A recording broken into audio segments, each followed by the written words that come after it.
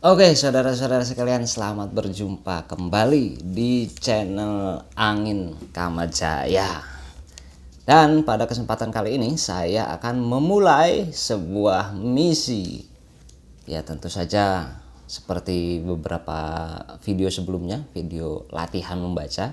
Nah, kali ini adalah misi pertama untuk membaca. Ya, membaca buku tentu saja. Nih, sudah saya siapkan. Asikan ini buku akan saya baca sampai selesai dan tentu saja bergantung kepada device yang saya pakai. Kalau device ini tiba-tiba mati dalam sekian menit ke depan, artinya memori saya sudah penuh atau baterainya habis. Tapi kalau masih jalan ya berarti masih cukup. Standarnya sih kamera ini bisa sampai setengah jam. Kalau lebih ya syukur. Berarti saya bisa membaca lebih panjang dan lebih lama. Oke? Ya, baiklah, selamat menyimak, menonton Bengkel Teater Rendra, penyusun Edi Haryono. Let's see ada apa saja dalamnya. Bukunya jarang dibaca, banyak debu. Menonton Bengkel Teater Rendra, penyusun Edi Haryono, Kepel Press 2005. Ini cetakan 2005 ya. Menonton Bengkel Teater Rendra, penyusun Edi Haryono dan Bella Studio, editor foto EH Kartanegara, sponsor Kementerian Kebudayaan dan Pariwisata, website burungmerak.com. Penerbit Kepel Press, desain sampul Pangwarman, setting dan layout IUS. Cetakan pertama November 2005. Ucapan terima kasih. Ucapan terima kasih pertama saya tujukan pada Fajar Suharno dan Robinson Simanjuntak, organisator Bengkel Teater Rendra beberapa tahun sebelum saya, ini susah nih ya, nggak pemanasan, santai, tidak pemanasan. Harusnya pemanasan dulu supaya tidak belibet. Bentar. Oke. Susah ternyata ya. Ucapan terima kasih. Ucapan terima kasih pertama saya tujukan pada Fajar Suharno dan Robinson Simanjuntak, organisator Bengkel Teater Rendra beberapa tahun sebelum saya. Kemudian melimpahkan tugas menyimpan kliping koran, majalah, dokumentasi tertulis lain di kamar kontrakan Ketanggungan Wetan, Yogyakarta. Kemudian juga kepada Sukap almarhum Sunarti Suwandi dan Untung Seno Broto yang percaya dan meringankan kegiatan saya sebagai keranjang sampah Bengkel 1975 sampai 1985. Berikutnya, kepada teman-teman di Mangap Studio, saya berkegiatan di rumah kontrakan Susan Piper di Perdatam, Jakarta Selatan tahun 1985, yaitu Jabo, Osok Pelimo, Dewi, dan Bramantio. Tentu juga Imam Subardi, Nanik Bram, dan Dudi Anggawi yang turut bersusah payah menyiapkan penjualan buku clipping pertama kali di saat acara pembacaan Sajak Rendra di Istora Senayan. Yosri Jalmanua dan teman-teman di Teater Road melengkapi clipping kami dengan simpanannya yang cukup banyak. Seterusnya Ken Zuraida secara terus-menerus mengirim clipping hangat dari Bengkel Teater Rendra dan acara-acara Rendra yang tidak sempat saya sertai lagi. Setelah saya menyatakan diri pindah orbit ke Rawamangun, mengumpulkan anak-anak tetangga berkegiatan menjadi Bella Studio. Bella Studio ini saya mulai kerap didatangi peneliti dari negeri luar yang membutuhkan data-data tentang Rendra dan Bengkel Teater. Juga para penulis atau wartawan yang bertanya lewat telepon untuk keperluan penulisannya di media. Setelah reformasi, sebuah penerbit baru di Yogyakarta mendesak saya agar menulis buku tentang Rendra atau bengkel teater. Waktu itu, saya merasa belum siap menulis. Banyak hal terjadi sejak pertama bengkel berdiri dan berpentas, saya tidak paham secara mendalam. Penerbit itu Keppel Press setuju ketika saya sodorkan sebuku clipping di bawah judul Rendra dan Teater Modern Indonesia. Itulah buku kumpulan pertama yang bisa diterbitkan ke pasaran buku, bukan dari tulisan Rendra. Memang sebelumnya saya lebih mudah memperoleh kepercayaan penerbit ketika kumpulan clipping itu seluruhnya berisi esai-esai Rendra. Buku itu terbit tahun 1999 dengan judul Memberi Makna pada Hidup yang Fana. Sekarang sudah habis dan akan dicetak lagi segera setelah ada kesesuaian royalti dengan Rendra. Lalu buku kumpulan esai Rendra selanjutnya, Penyair dan Kritik Sosial, dan kumpulan orasi Rendra dalam beberapa kesempatan, Megatruh. Sejak itu, saya memperoleh kepercayaan diri yang meningkat. Teman-teman di Bella Studio mendukung gagasan melengkapi data-data tentang pementasan-pementasan bengkel di masa lalu.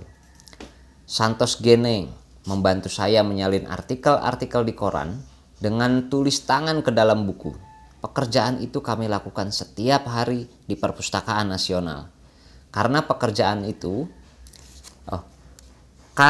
koran-koran itu sudah tua, tidak diizinkan dibawa ke lain ruangan untuk difotokopi. Dwi Klik Santosa pergi ke Yogyakarta mencari data di Pusat Dokumentasi Koran Kedaulatan Rakyat, Perpustakaan Hatta, UGM, Puskat Sinduarjo, Perpustakaan Taman Budaya, dan Perpustakaan Daerah Yogyakarta. Saya berterima kasih pada Bariroh, istriku, yang masih selalu tersenyum setiap kali membutuhkan ongkos tambahan dari dia. Bantuan tenaga datang dari MJ Anasir, Aan Fitrianto meneruskan usaha memindahkan data-data tersebut ke dalam komputer.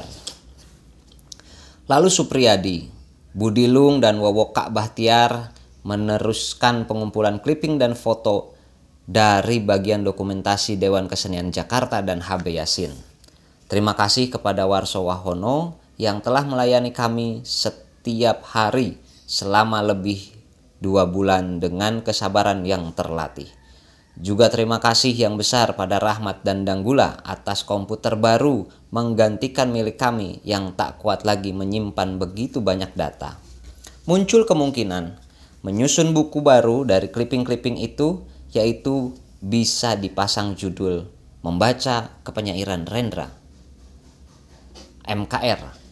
Ketika Rendra baca sajak, KRBS, dan menonton bengkel teater Rendra. Tetapi muncul tantangan baru. Ketiga judul ini masih berisi artikel-artikel yang hampir sama satu dengan yang lain. Untuk benar-benar menjadi masing-masing buku yang lengkap, maka perlu usaha yang lebih luas, besar, dan pembiayaan yang tinggi. Kami terhenti oleh kenyataan itu, kecuali bila mampu membujuk pihak luar atau ketemu orang kaya yang bersedia membiayai kekurangan ini. Saya pun mulai melirik ke sana kemari. Di setiap kesempatan saya ceritakan usaha apa yang akan saya tempuh agar informasi tentang pencapaian Rendra dalam membuka jalan dan menghidupkan seni baca sajak di panggung besar dengan para penonton yang masuk tidak gratis lagi. Dan penggalian bengkel teater untuk menemukan seni akting yang lain, seni drama modern yang lebih berwarna dan lebih luas kemungkinannya dapat dibaca generasi berikutnya. Teater panggung sulit direkam untuk selanjutnya ditonton lebih banyak orang dari generasi sesudahnya. Saya merasa sudah ketemu banyak orang dan macam-macam lembaga penerbitan, namun belum ada yang tergugah untuk membiayai. Bahkan rata-rata menganggap bahwa buku yang berisi clipping tidak menarik pembeli. Juga buku tentang bengkel Rendra baca sajak saja tidak jelas mampu mengembalikan modal pencetakan buku, apalagi buku menonton bengkel teater Rendra. adalah buku tebal yang tidak bisa dibagi menjadi 3 atau 2 buku. Terakhir, saya menemui saudara-saudara yang duduk sebagai pengurus Dewan Kesenian Jakarta. Mereka mengatakan tidak ada uang untuk membiayai riset tambahan dan foto-foto bagi ketiga buku seperti itu. Saya desak, apa yang bisa mereka bantu? Launching buku, jawabnya. Terima kasih. Tiba-tiba saya ingat teman lama, mahasiswa Unpar yang kini jadi sekretaris Kementerian Kebudayaan dan Pariwisata, Sapta Nirwandar. Barangkali tertarik membiayai ketiga buku ini. Syukur alhamdulillah, dia yang dulu menjadi panitia pementasan Sekda di Gedung Merdeka tahun 1977, kini bersedia membiayai segala kebutuhan saya menyelesaikan 2 buku. Dia menawar 3 menjadi 2 saja, menonton bengkel teater Rendra dan membaca kepenyairan Rendra. Barangkali alasan utamanya dia sebagai birokrat pemerintah peduli pada pengembangan nilai-nilai budaya yang selama berpuluh tahun digali oleh Rendra bersama bengkelnya, yang selama itu pula telah berguna bagi kehidupan budaya di Indonesia. Saya segera membentuk tim kerja yang terdiri dari 14 orang, 7 orang untuk riset ke Jogja, Solo, Semarang, Bandung, Surabaya, Jember, dan Malang. Lalu yang pilih Pangwarman untuk mendesain buku, EH Kartanegara untuk memilih lebih 400 foto menjadi 86 foto untuk buku MBTR dan 12 foto untuk buku MKR. Saya berterima kasih pada ketekunan serta dedikasi kerja yang tanpa istirahat selama 3 bulan.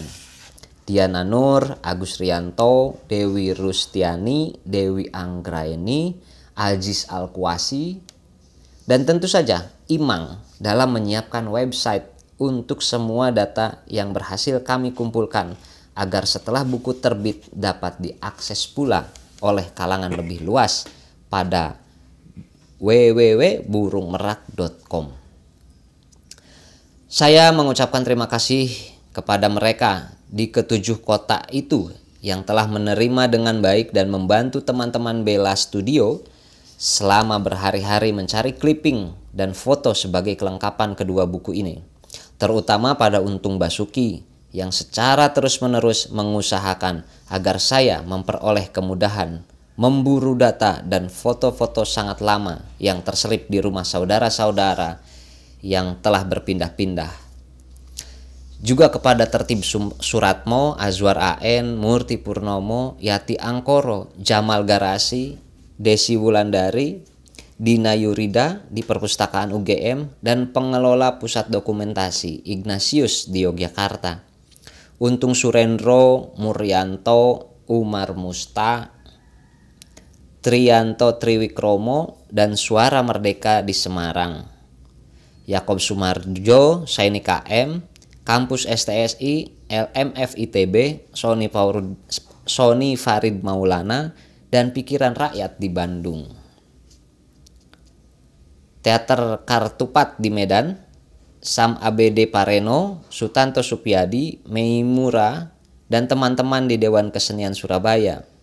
Ahmad Subahnuddin Alwi, Cirebon, Wiwid Senjayani Dance Company, Halim HD, Kastoyo Ramlan, Monumen Pers di Surakarta, dan Oong Faturrahman di Jember. Selanjutnya terima kasih yang sebesar-besarnya pada Ed Zulverdi, Majalah Tempo, Harian Kompas, Pusat Kesenian Jakarta, Harian Republika, serta Samuel Musa untuk foto-foto yang melengkapi buku ini, sehingga nampak gambaran visual artistik pentas-pentas bengkel. Saya tidak mungkin melupakan jasa teman-teman di luar negeri yang menolong mencocokkan data pentas bengkel di New York, Tokyo, Hiroshima, Kuala Lumpur, dan menerjemahkan sumber yang tersimpan di Belanda, Jerman, yakni Dudi Anggawi, Pukamachi Rai, dan Amarilla.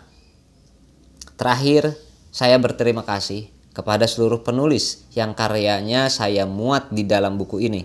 Sekaligus saya meminta izin pemuatannya. Seluruhnya saya susun menurut rangkaian kejadian seperti yang saya pahami tentang perjalanan proses kreatif bengkel teater hingga pentas yang melibatkan sambutan dari masyarakat. Saya berharap susunan semacam ini mendekati kenyataan sesungguhnya. Saya berharap pula koreksi, kritik, dan saran dari pembaca untuk penyempurnaan jika kelak muncul rezeki penerbitan berikutnya. Saya juga terbuka untuk menerima data dan foto tambahan dari siapa saja yang menyimpan lebih, karena saya belum berhasil memperoleh foto pentas kasidah berjanji di Yogyakarta, Surabaya, Jember, Malang, dan Aceh.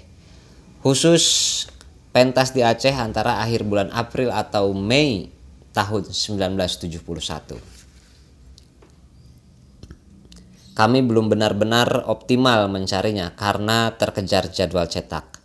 Tentu terima kasih kepada Saptadi Bagaswata yang dipaksa pening meski menanggung lonjakan harga-harga akibat kenaikan BBM terhadap biaya cetak oleh Kepelpres. Lantaran waktu pula saya tidak berhasil meminta Gunawan Muhammad yang sangat sibuk, sehingga tidak ada kata pengantar dengan konsentrasi khusus untuk buku ini. Saya hanya mampu memilihkan artikel yang tercantum pada sisipan majalah Tempo terbitan 1990. Sebaliknya, Max Land jauh-jauh hari selepas Soeharto lengser di sebuah pertemuan di toko buku di Jakarta, ketika saya ceritakan apa yang sedang saya persiapkan mengenai pengalaman bersama di tahun 1975 dan kemudian di Australia tahun 1980, dia langsung mengajukan diri.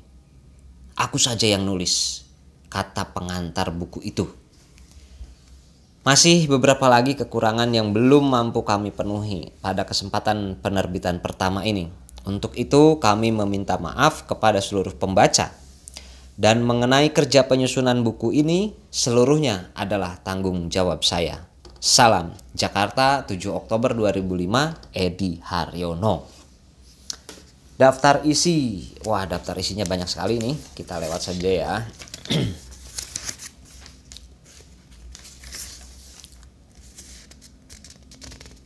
Tapi supaya nunggu saya bacain aja. Daftar isi. Ucapan terima kasih.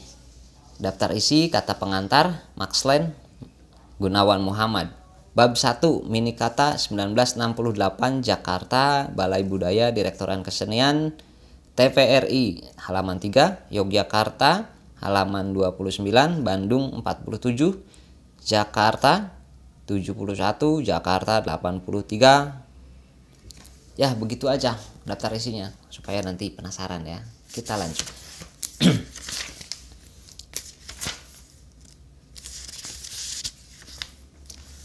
Kata pengantar.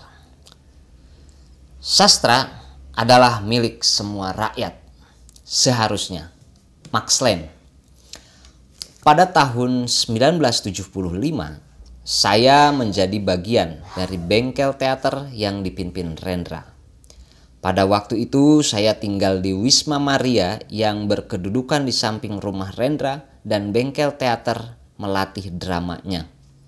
Pada tahun itu ada 2 drama yang saya saksikan diproduksi dan dipentaskan, yaitu Lysistrata, sebuah adaptasi drama Yunani di mana Rendra berhasil dengan brilian menangkap humor ala ludruk dengan bahasa Indonesia yang tajam dan selucu-lucunya. Dan kemudian kisah perjuangan suku Naga, cerita satir terhadap kediktatoran Soeharto dan terhadap sebuah fenomena yang zaman sekarang akan disebut globalisasi. Globalisasi kepunyaan Big Boss, Mr. Joe, dan para dubes-dubes dari negara adik kuasa ekonomi. Sebuah periode dalam hidup saya di mana saya sempat belajar begitu banyak tentang Indonesia dan tentang ilmu masyarakat. Saya tidak menjadi aktor di bengkel teater, tetapi diminta oleh Rendra untuk memimpin diskusi mingguan tentang ilmu sosial dan ilmu politik. Tetapi buat saya pada waktu itu, bengkel juga menjadi sekolah buat saya, seperti juga untuk semua teman-teman lain yang ikut aktif di bengkel pada waktu itu. Proses menyusun dan mengarang dramanya, proses melatih dramanya dengan interaksi dengan orang desa setempat yang menyaksikan latihan-latihannya, diskusi-diskusi dengan tamu luar tentang berbagai topik yang relevan buat materi dramanya, diskusi-diskusi reguler, diskusi-diskusi informal, semua ini menjadikan bengkel sebuah sekolah yang betul-betul berguna dan produktif. Adalah tugas seorang atau satu tim sejarawan drama Indonesia untuk mengadakan penelitian tentang riwayat-riwayat selanjutnya. Semua orang yang pernah menjadi anggota bengkel teater sejak bengkel berdiri. Saya yakin sekali sekolah kecil ini akan terbukti menyumbang luar biasa banyak tenaga yang sudah diberikan pendidikan yang baik ke dunia drama dan dunia seni budaya Indonesia. Kadang-kadang saya pernah dengar kritik terhadap Bung Rendra karena menuntut bayaran mahal untuk pementasan-pementasan dan pertunjukannya. Tetapi sekolah bengkel teater yang tidak terima subsidi apa-apa dari pemerintah sudah menyumbang begitu banyak pada Indonesia. Buku ini yang disusun oleh saudara Edi Haryono mengumpulkan begitu banyak materi tentang pementasan-pementasan drama Rendra. Sejak zaman Minikata tahun 1970-an, ini adalah sebuah kerja raksasa. Dan itu pun hanya merupakan sebagian dari kerjaan saudara Haryono. Karena buku-buku lain yang mengabadikan karya dan materi tentang Rendra sudah terbit berturut-turut sebelumnya. Kerja ini sepantasnya mendapat penghargaan tersendiri dari masyarakat. Usaha ini bisa berarti telah dimulainya suatu perjuangan yang harus diteruskan untuk memperbaiki kerusakan-kerusakan seni budaya Indonesia yang terjadi karena kriminalitas Orde Baru di bidang budaya. Buat saya, simbol utama dari kriminalitas ini adalah bahwa karya-karya penulis terbaik Indonesia tidak menjadi bacaan wajib di sekolah, mulai dari kelas SMP. Dalam bidang syair dan drama, karya-karya Rendra seharusnya sudah menjadi bacaan wajib. Seperti juga misalnya di bidang novel dan fiksi, tulisan-tulisan Pramudia Anantatur, dan banyak lainnya. Perjuangan mendirikan, menciptakan, dan memerdekakan sebuah bangsa mulai dari zaman pergerakan tahun 1912 sampai 26 pada hakikatnya adalah sebuah perjuangan aksi massa, sebuah usaha massforming untuk merebut kemerdekaan dari kolonialis Belanda. Tetapi tidak cukup hanya itu. Tanpa perjuangan di bidang budaya, terutama memperjuangkan kemerdekaan dan kebangsaan melalui sastra yang namanya dewasa ini Indonesia, tidak akan pernah ada. Dari sastranya Tirto Adi Suryo, Mas Marco, dan generasinya sampai kepada karya-karya yang sudah lebih dikenal seperti karya-karya Abdul Muiz, Armin Fane, dan lain-lain. Sampai dengan penyair besar, kemerdekaan bangsa diri, Hairil Anwar, sastra menjadi sebuah bagian sangat dibutuhkan bagi perjuangan menciptakan sebuah kepribadian Indonesia dan sebuah hasanah karya yang membantu manusia Indonesia melihat dunia. Semua ini pun tidak menjadi bacaan wajib. Pemerintah Orde Baru yang kemarin sangat gampang mengalirkan uang miliaran dolar ke proyek-proyek konglomerat dan kehidupan mewah pemiliknya, dan juga mampu mengalirkan uang untuk perang di Timor Leste, Aceh, dan Papua, tetapi tidak ada dana untuk menerbitkan buku-buku sastra yang terbaik dalam bentuk buku murah dan berjumlah jutaan, supaya setiap sekolah umum, swasta, madrasah, dan perpustakaan umum punya buku-bukunya. Kelalaian budaya ini tidak hanya berlaku terhadap sastra zaman sebelum dan sesudah kemerdekaan, tetapi juga sastra yang berkembang pada tahun 50-an, 60-an, baik yang dari buku kiri pada waktu itu maupun kubu lain. Begitu juga untuk sastra yang lahir selama Orde Baru sendiri, termasuk drama-drama klasiknya. Selama Orde Baru itu sendiri, drama Rendra sering dilarang. Rendra terpaksa juga melakukan aksi-aksi politiknya sendiri untuk mencapai kemungkinan mementaskan dramanya. Lihat misalnya materi seputar pementasan Mastodon dan Burung Kondor tahun 1974. Pada tahun 70-an, Rendra dan Bengkel Teater merupakan ujung tombak dari suatu kritis hati nurani rakyat Indonesia. Pada tahun 70-an itu, 5 tahun sesudah pembasmian sektor kiri dari spektrum politik Indonesia, Soekarnois dan sosialis komunis, spektrum liberal kritis juga sudah mulai dibungkam. Sesudah demonstrasi-demonstrasi mahasiswa sepanjang tahun 1973 itu, kemudian demonstrasi raksasa dan juga kerusuhan massa di Jakarta pada tahun 1974, berbagai korban liberal kritis ditutup.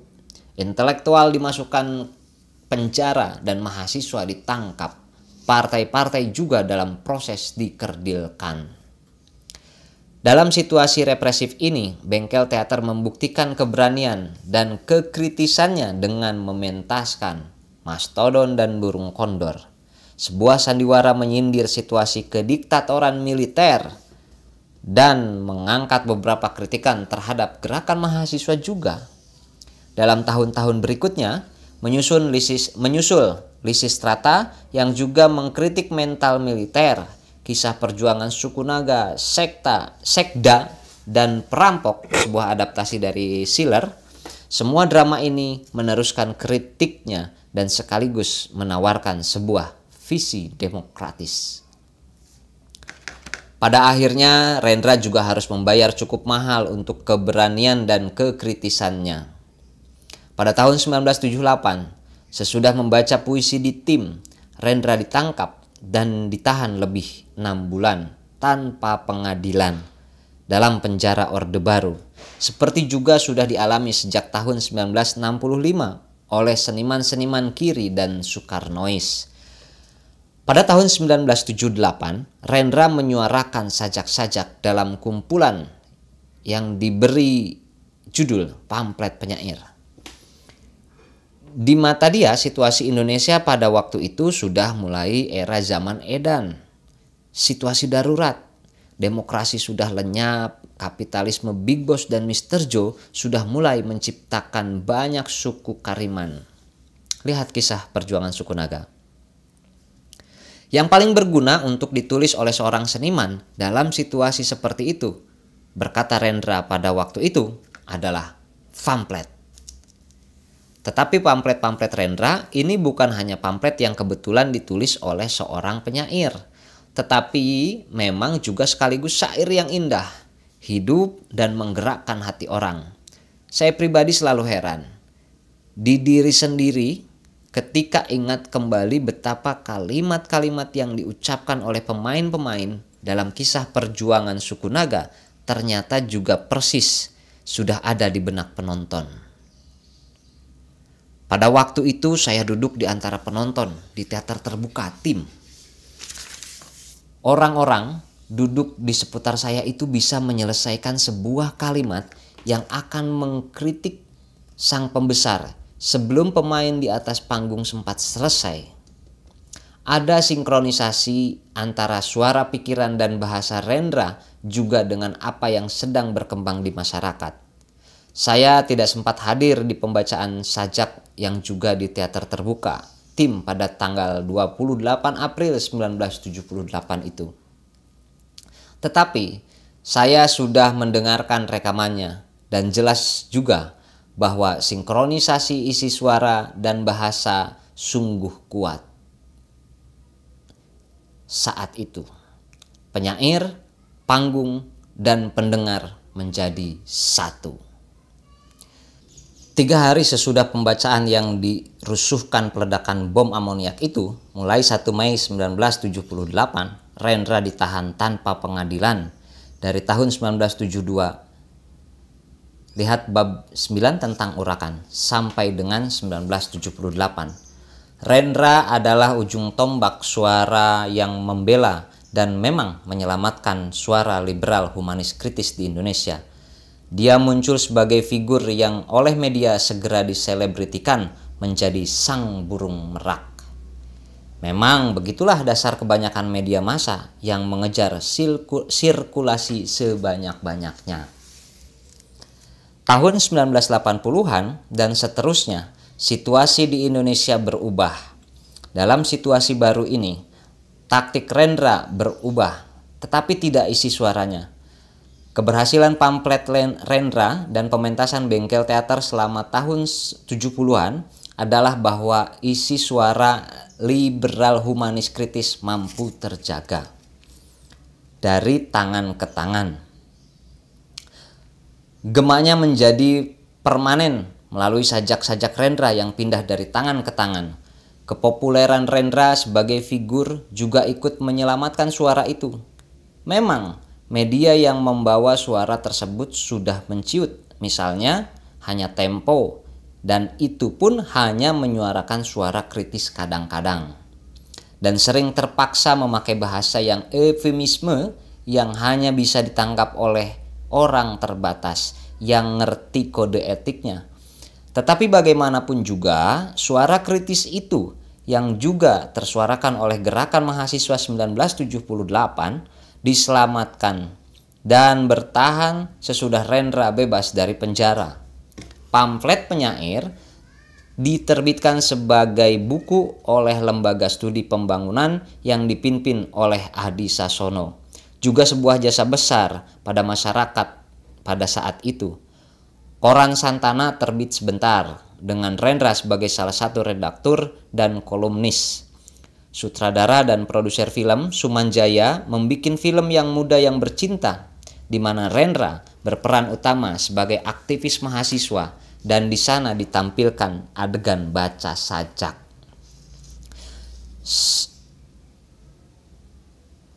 Sajak pertemuan mahasiswa.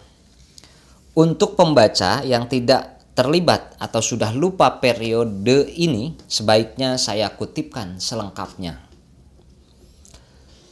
Matahari terbit pagi ini, mencium bau kencing orok di kaki langit, melihat kali coklat menjalar ke lautan, dan mendengar dengung lebah di dalam hutan. Lalu kini dua penggalah tingginya, dan ia menjadi saksi kita berkumpul di sini memeriksa keadaan. Kita bertanya, kenapa maksud baik tidak selalu berguna? Kenapa maksud baik dan maksud baik bisa berlaga? Orang berkata, kami ada maksud baik. Dan kita bertanya, maksud baik untuk siapa? Ya, ada yang jaya, ada yang terhina. Ada yang bersenjata, ada yang terluka. Ada yang duduk, ada yang diduduki. Ada yang berlimpah, ada yang terkuras. Dan kita di sini bertanya, maksud baik saudara untuk siapa? Saudara berdiri di pihak yang mana? Kenapa maksud baik dilakukan, tetapi makin banyak petani kehilangan tanahnya? Tanah-tanah di gunung telah dimiliki orang-orang kota. Perkebunan yang luas hanya menguntungkan segolongan kecil saja. Alat-alat kemajuan yang diimpor tidak cocok untuk petani yang sempit lahannya. Tentu kita bertanya, lantas maksud baik saudara untuk siapa? Sekarang matahari semakin tinggi, lalu akan bertahta juga di atas puncak kepala. Dan di dalam udara yang panas, kita juga bertanya, kita ini dididik untuk memihak yang mana? Ilmu-ilmu diajarkan di sini akan menjadi alat pembebasan atau alat penindasan. Sebentar lagi matahari akan tenggelam, malam akan tiba, cicak-cicak berbunyi di tembok, dan rembulan berlayar. Tetapi pertanyaan kita tidak akan mereda. Akan hidup di dalam mimpi, akan tumbuh di kebun belakang, dan esok hari matahari akan terbit kembali. Senantiasa hari baru menjelma. Pertanyaan-pertanyaan kita menjadi hutan atau masuk ke sungai menjadi ombak di samudra. Di bawah matahari yang ini kita bertanya, ada yang menangis, ada yang mendera, ada yang habis, ada yang mengikis, dan maksud baik kita berdiri di pihak yang mana? Rendra, Jakarta, 1 Desember 1977. Atau yang bisa dibaca dari naskah drama Mastodon dan Burung Kondor. Angin gunung turun dan merembes ke hutan, lalu bertiup di atas permukaan kali yang luas, dan akhirnya berumah di daun-daun tembakau. Kemudian hatinya pilu melihat jejak-jejak sedih para petani buruh yang terpacak di atas tanah gembur namun tidak memberi kemakmuran bagi penduduknya. Para tani buruh kerja berumah di gubuk-gubuk tanpa jendela, menanam bibit di tanah yang subur, memanen hasil yang berlimpah dan makmur, namun hidup mereka sendiri sengsara. Mereka memanen untuk tuan tanah yang mempunyai istana indah. Keringat mereka menjelma menjadi emas yang diambil oleh cukong-cukong pabrik cerutu di Eropa. Dan bila mereka menuntut perataan pendapatan, para ahli ekonomi membetulkan letak dasi dan menjawab dengan mengirimkan kondom. Penderitaan mengalir dari parit-parit wajah rakyatku. Dari pagi sampai sore, rakyat negeriku bergerak dengan lunglai menggapai-gapai, menoleh ke kiri, menoleh ke kanan di dalam usaha tak menentu. Di hari senja, mereka menjadi onggokan sampah, dan di malam hari mereka terpelanting ke lantai dan sukmanya berubah menjadi burung kondor.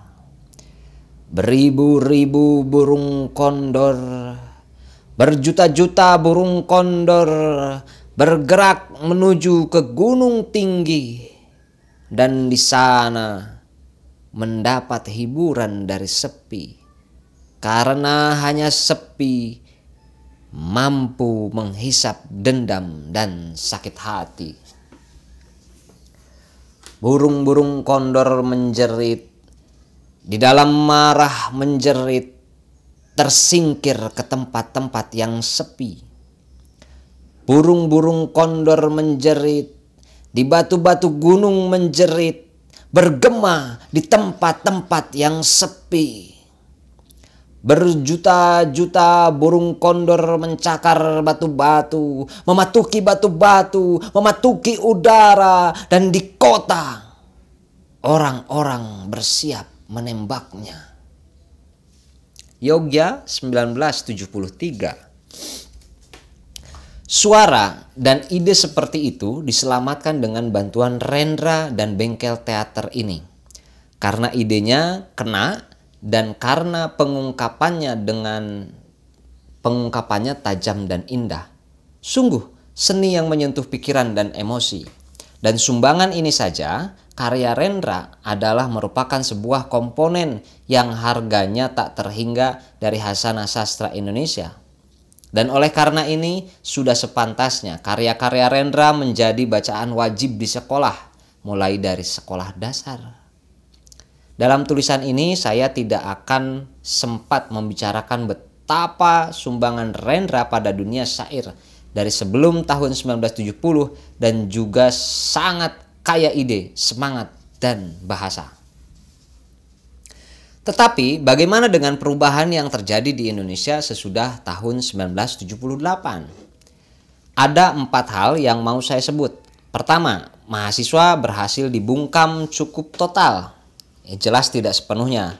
Masih ada perlawanan-perlawanan, tetapi lebih banyak bersifat gerilya ideologi. Kedua, Ali Sadikin tidak jadi gubernur DKI lagi sesudah 1977. Ketiga, kapitalismenya Big Boss dan Mr. Joe dan para kroni berhasil berakar di Indonesia, meskipun tak berhasil mencetuskan sebuah proses industrialisasi yang matang dan dalam.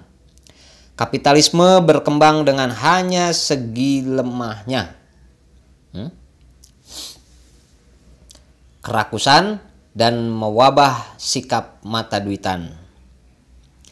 Keempat, jadi gilirannya sektor pikiran sosialis humanis kritis meraih ruang kembali.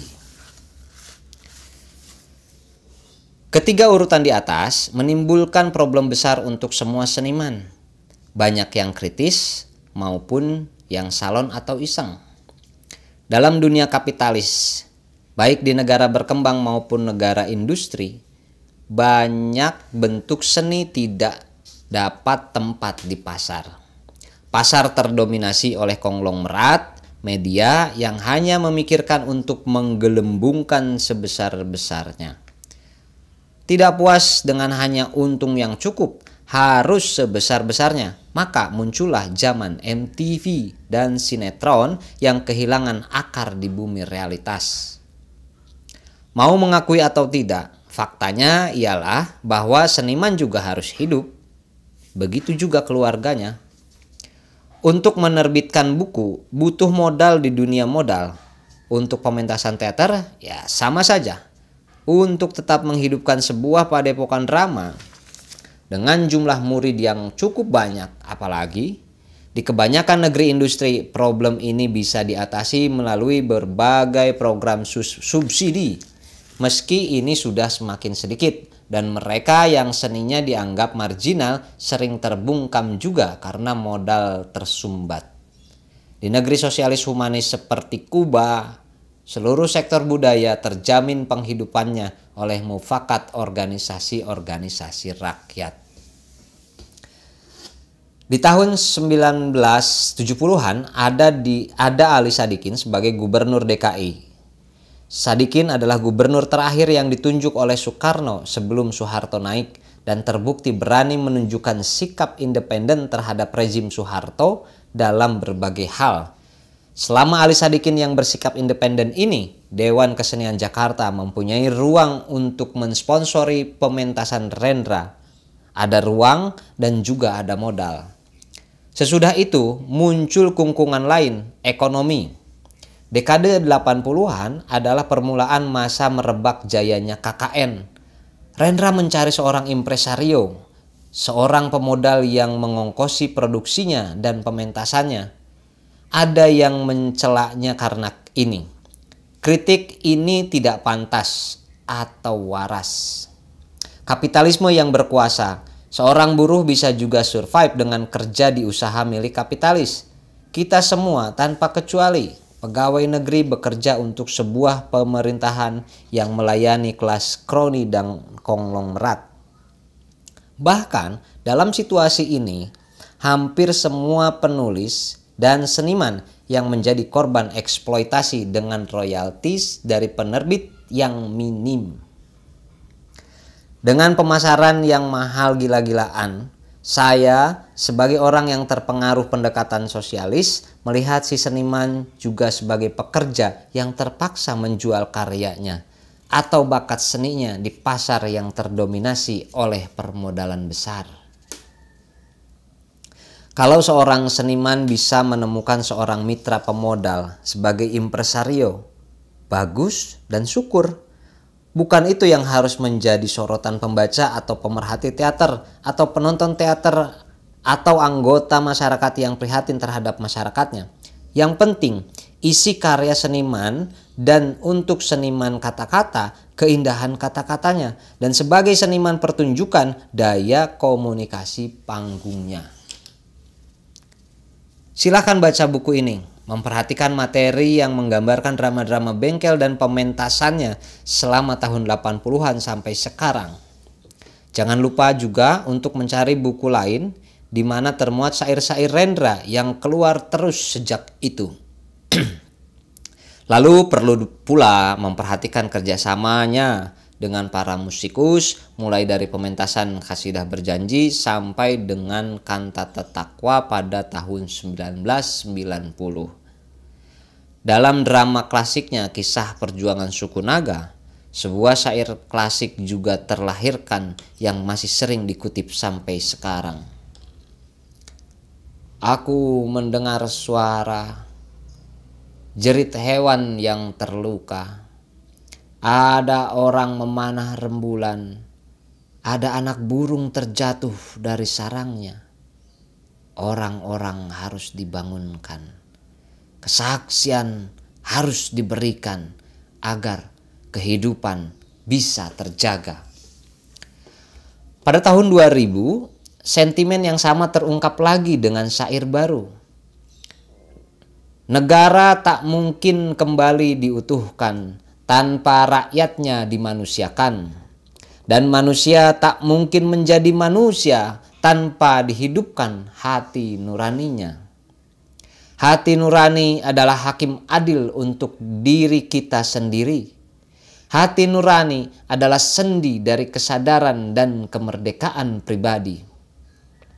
Dengan puisi ini, aku bersaksi bahwa hati nurani itu meski dibakar tidak bisa menjadi abu. Hati nurani senantiasa bisa bersemi meski sudah ditebang putus di batang. Begitulah fitrah manusia, ciptaan Tuhan yang Maha Esa. Di sebuah syair yang baru, kritiknya masih terasa tajam dan menggigit puitis. Gubernur sarapan bangkai buruh, bupati makan aspal. Tetapi sebagai kritikus, mana kritikan saya terhadap karya Rendra? Kalau soal menonton Rendra, saya harus terus terang bahwa saya belum sempat menonton Rendra sejak tahun 1975. Saya menonton Lysistrata dan Kisah Perjuangan Suku Naga. Kalau terhadap pementasan itu, saya tidak mempunyai kritikan yang berarti. Panggung dan penonton menyatu.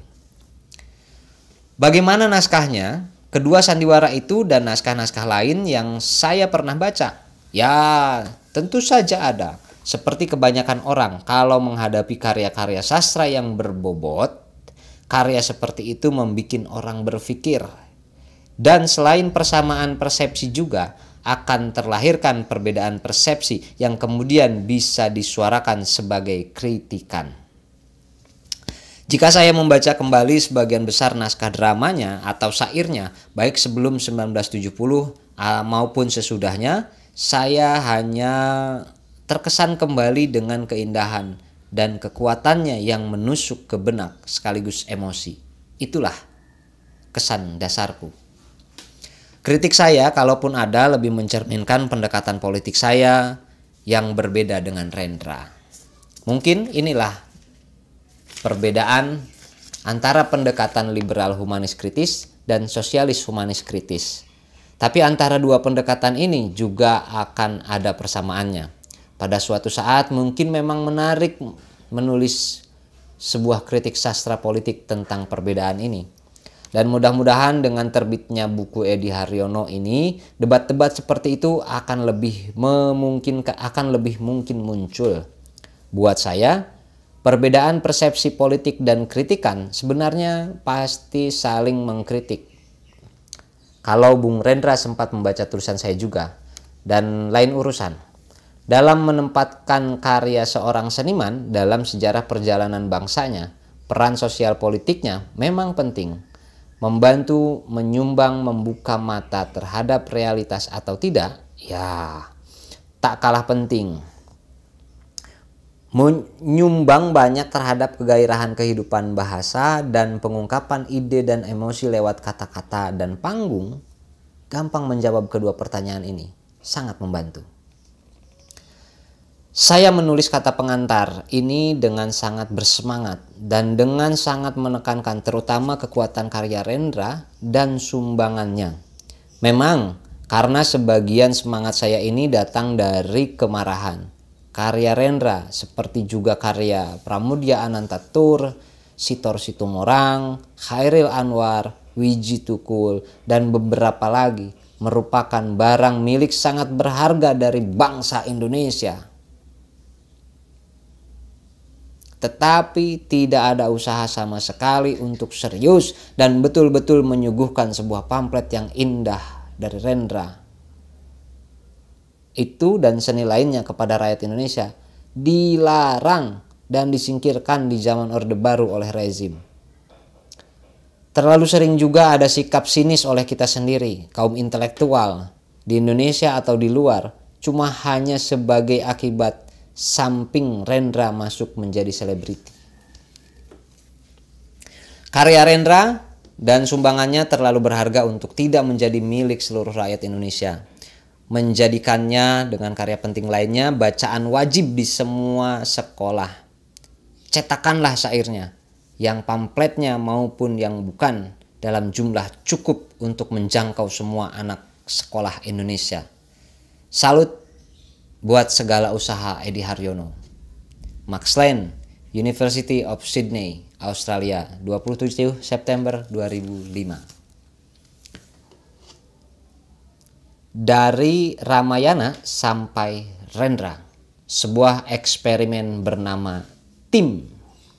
Gunawan Muhammad. Saya pernah mengunjungi candi-candi Hindu dan reruntuhannya di Prambanan, Jawa Tengah. Saat purnama dan orang mementaskan satu cuplikan kisah Ramayana di panggung beton abu-abu. Itu tahun 1969. Saya bersama seorang pelukis tak terkenal Inggris yang berkelana ke berbagai tempat.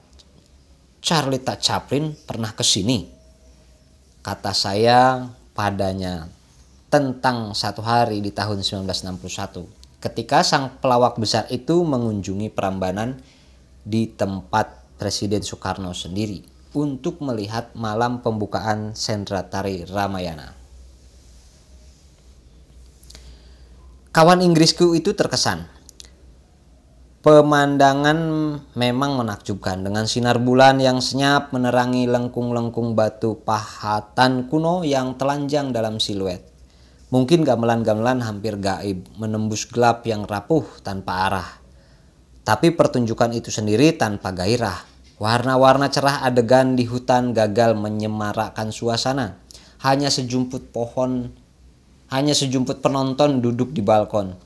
Ketika pertunjukan berakhir, tidak ada tepuk tangan.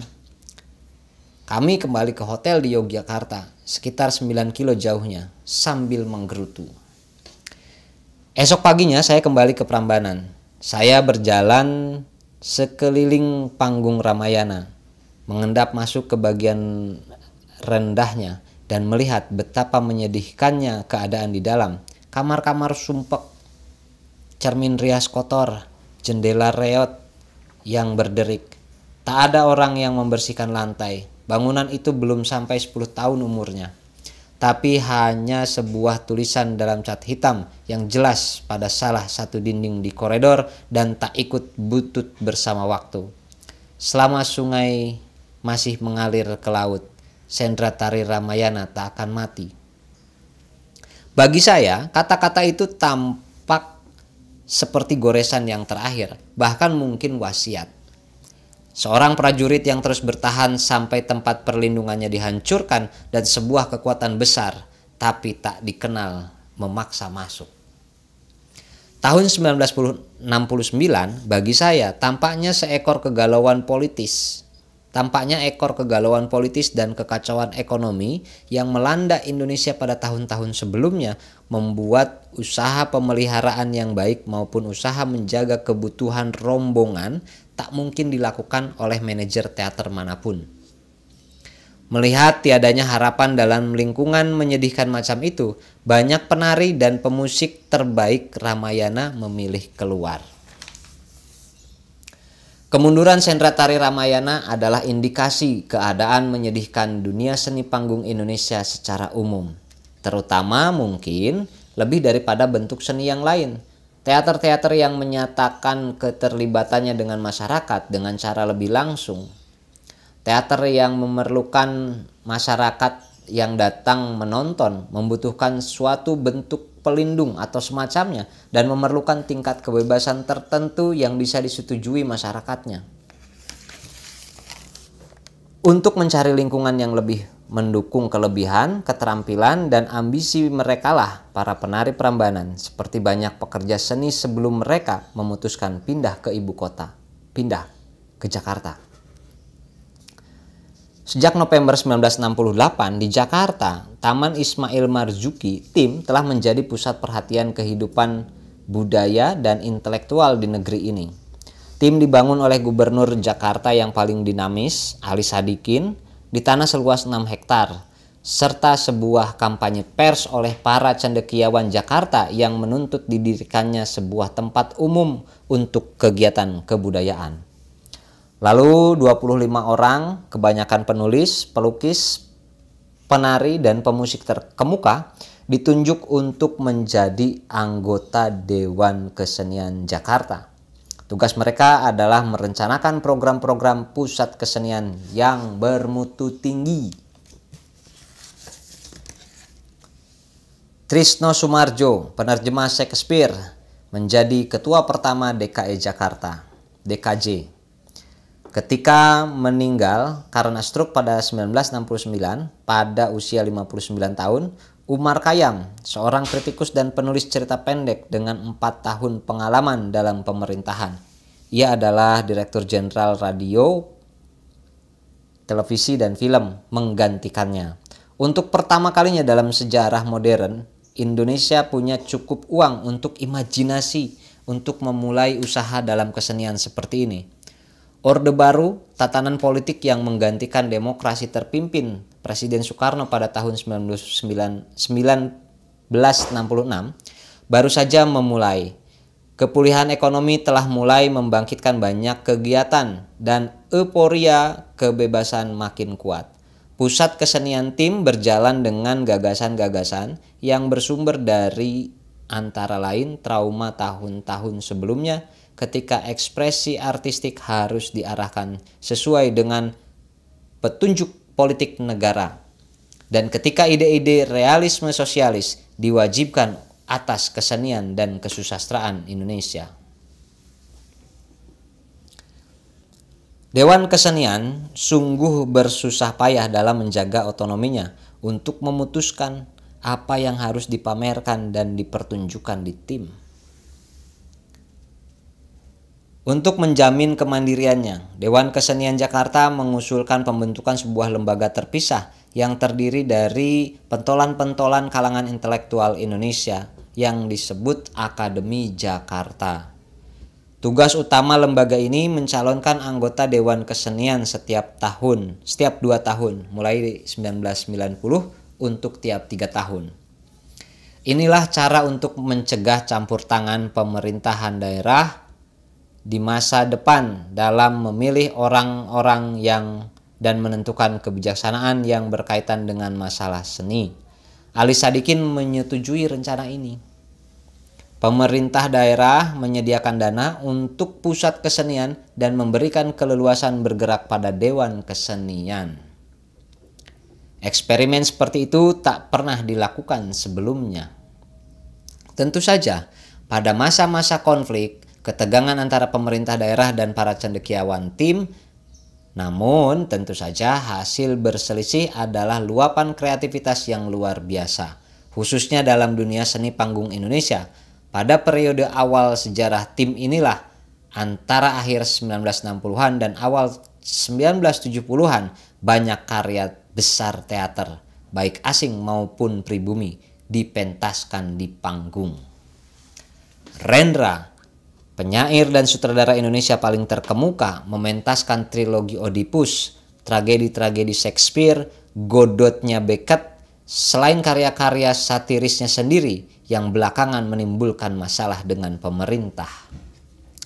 Kelompok-kelompok teater lain menciptakan ciri mereka sendiri. Arifin Senur menulis dan menyutradarai karyanya yang sangat dipuji, Kapai-Kapai. Putu Wijaya menyemarakan panggung dengan lukisan imajinatif dan tragis komisnya tentang realitas-realitas tak masuk akal dari kehidupan sehari-hari.